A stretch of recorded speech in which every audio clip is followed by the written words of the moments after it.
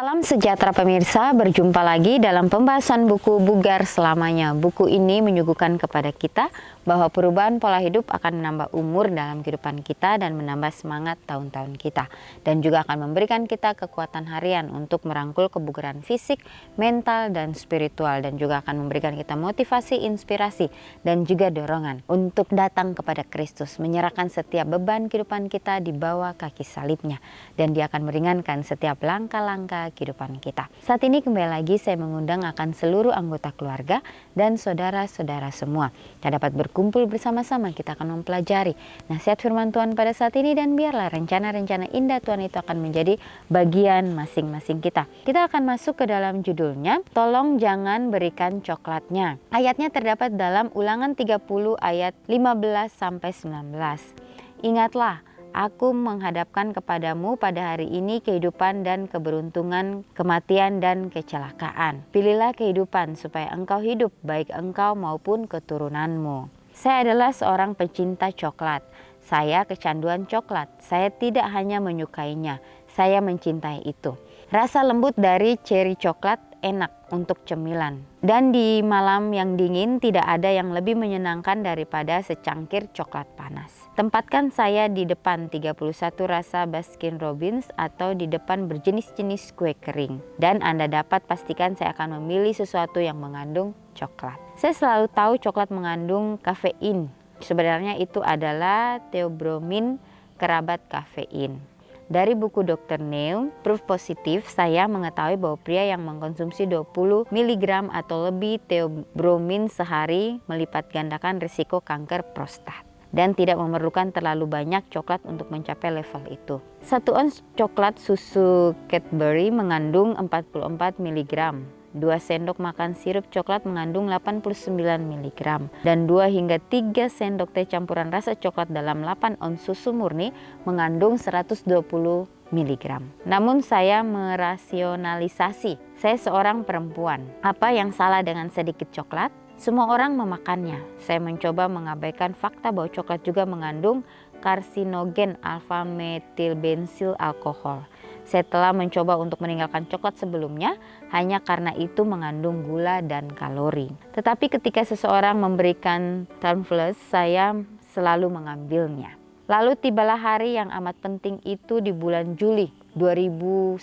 Saya sedang mengadakan acara retreat untuk para wanita dan mengangkat kebaikan dari disiplin diri. Itu adalah kunci kesehatan mental yang baik. Lalu saya menambahkan dengan ragu-ragu. Tetapi kemudian ada coklat. Setelah presentasi saya, Joan Missioner menantang saya. Saya kecanduan coklat juga. Anak saya bertaruh $50 Amerika Serikat bahwa saya tidak bisa hidup tanpanya selama setahun. Saya mengambil tantangan itu dan berhasil. Lalu tanpa pikir panjang dia berkata, saya akan melakukannya untuk 1 tahun ke depan lagi jika Anda mau melakukannya juga. Ya, saya terjebak. Saya tidak bisa mengatakan tidak. Dan sekarang saya sudah berhasil melewatinya. Menghentikan kebiasaan buruk adalah masalah pilihan. Ya, Tuhan berkata, Dia tidak akan membiarkan kita tergoda lebih dari yang mampu kita tolak. Tetapi saya telah belajar bahwa dalam hal mengubah kebiasaan, membuat komitmen kepada seseorang yang Anda hormati pasti akan membantu. Dan kemudian mintalah Tuhan menghormati itu. Jadi nasihat firman Tuhan pada saat ini kembali lagi mengingatkan kita ya bagaimana kehidupan kita setiap harinya, apa yang kita lakukan. Apakah kita sudah melakukan apa yang Tuhan kehendaki dalam kehidupan kita? Ya dari hal-hal terkecil sekalipun.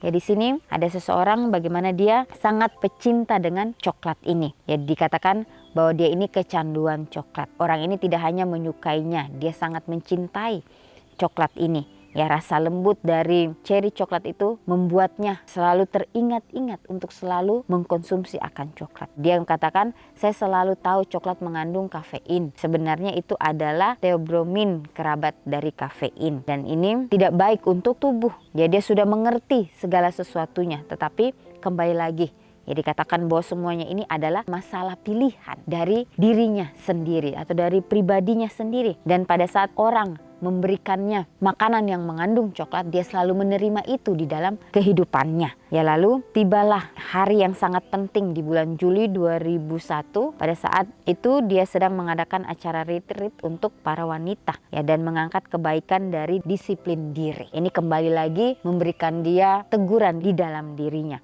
Dikatakan itu adalah kunci kesehatan mental yang baik. Lalu dia menambahkan dengan ragu-ragu, tetapi kemudian ada coklat. Ya, setelah dia presentasi, situ ada seorang yang bernama Joan, dia mengatakan saya juga kecanduan coklat. Dan akhirnya mereka saling menantang, ya, dan mengambil tantangan itu. Dan pada saat itu dia berhasil melewatinya. Ya, lalu tanpa berpikir panjang lagi, kemudian orang ini pun melakukannya, ya, untuk tantangan 1 tahun ke depan lagi. Pada saat itu dia mengatakan bahwa dirinya ini terjebak, saya tidak bisa mengatakan tidak, dan sekarang dia ini sudah berhasil melewatinya. Ya, dia berhasil melewati itu semua. Ya, jadi pada saat dia ingin menghentikan kebiasaan buruk, itu adalah masalah pilihan, karena Tuhan berkata dia tidak akan membiarkan kita tergoda lebih dari yang mampu kita tolak. Tetapi dia ini telah belajar bahwa dalam hal mengubah kebiasaan atau membuat komitmen kepada seseorang yang Anda hormati pasti akan membantu. Dan kemudian mintalah Tuhan menolong kita menghormati itu semua. Ya, jadi apakah ada kebiasaan mengganggu yang kita tahu harus kita hentikan? Ambil tantangannya, berhentilah selama 1 tahun. Dan kemungkinan besar kita akan memiliki pengendalian diri untuk terus berkata tidak. Jadi dari kebiasaan yang kita sudah jalani dalam kehidupan kita, dikatakan biarlah kita mempunyai komitmen untuk mengambil keputusan. Orang ini bagaimana? Ya, dia mengambil keputusan untuk 1 tahun untuk tidak tergoda dengan coklat ini. Ya, menerima tantangan itu. Ya, biarlah pada saat kita melakukan itu semua, kita berpikir panjang ke depannya. Ya, pada saat kita mau melakukan komitmen itu untuk mau berhenti dari kebiasaan-kebiasaan yang buruk, disitulah kita akan melatih kehidupan kita, melatih tubuh kita, supaya kita mempunyai pengendalian diri. Sehingga kehidupan kita ini boleh sesuai dengan kehendak Tuhan. Apa yang Tuhan sudah teladani di dalam kehidupan kita. Ya, kita kembali lagi mengingat akan pengorbanan Tuhan di atas kayu salib. Ya, pengorbanan yang begitu luar biasa yang dia berikan bagi masing-masing kita. Dia menyerahkan nyawanya untuk kita, manusia yang berdosa ini. Dia mau melakukan semuanya itu oleh karena cintanya yang luar biasa bagi manusia. Ya, bila mana ada kebiasaan yang mengganggu diri kita, dikatakan hentikan, ambil tantangan, berhentilah selama 1 tahun, dan kemungkinan besar kita akan memiliki pengendalian diri untuk terus berkata tidak. Ya, inilah menjadi suatu pelajaran di dalam kehidupan kita, supaya kita benar-benar mengendalikan akan diri kita. Ya, dari hal yang terkecil, seperti orang ini kebiasaan memakan coklat. Dia sangat cinta kepada coklat ini. Tapi bagaimana dia mau mengambil tantangan untuk mau berhenti. Dia mencobanya dulu. Akhirnya dia berhasil. Ya, disitulah bagaimana dia mengerti bagaimana Tuhan turut campur tangan di dalam semuanya itu. Sehingga dia mengatakan di sini, Tuhan berkata dia tidak akan membiarkan kita tergoda lebih dari yang mampu kita tolak. Ya, tetapi orang ini telah belajar bahwa dalam hal mengubah kebiasaan pun, yang membuat komitmen kepada seseorang yang kita hormati pasti akan membantu. Dan kemudian mintalah Tuhan menolong kita menghormati itu semua. Inilah pelajaran yang luar biasa yang kembali lagi memberikan kita supaya kita boleh mengubah akan kebiasaan-kebiasaan kita yang buruk, mengambil komitmen, menerima tantangan di dalam diri kita untuk mau berubah hari demi hari. Ya, kalau kita mengingat kembali ya bagaimana perjalanan Yesus pada saat dia berada di dunia ini. Ya, Yesus berjalan bersama-sama murid-muridnya. Ya, tentunya murid-muridnya ini mempunyai sifat yang berbeda-beda. Tapi Yesus harus sabar mengajarkan kepada mereka. Yesus harus memberikan mereka pengertian hari demi hari. Sampai mereka benar-benar mengerti misi Yesus datang di atas dunia ini. Akhirnya Yesus disalibkan. Sampai Yesus disalibkan pun murid-murid belum mengerti. Akhirnya Yesus mati.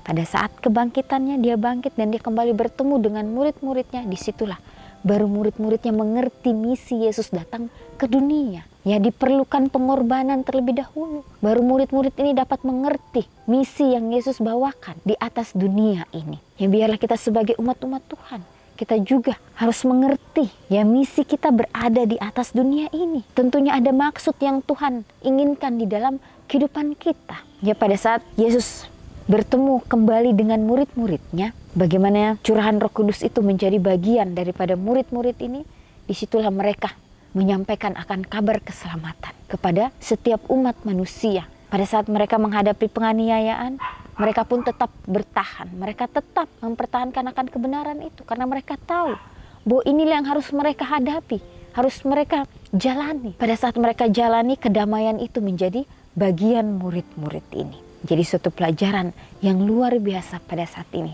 Kembali lagi mengingatkan kita supaya kita betul-betul mempunyai penyerahan sepenuhnya hanya kepada Kristus yang akan memberikan kita jalan kedamaian itu, yang akan memberikan kita pengalaman-pengalaman yang luar biasa berjalan bersama-sama dengan Dia. Ya pemirsa, inilah menjadi suatu pelajaran bagi kita. Biarlah komitmen demi komitmen yang kita sudah ambil, kita doakan itu dengan sungguh-sungguh dan kita dapat mempraktekkan di dalam kehidupan kita setiap harinya. Ya dimanapun kita berada, biarlah kita boleh menjadi pembawa-pembawa damai, menjadi terang dimanapun kita berada. Kita akan berjumpa lagi di kesempatan yang berikutnya dan Tuhan memberkati.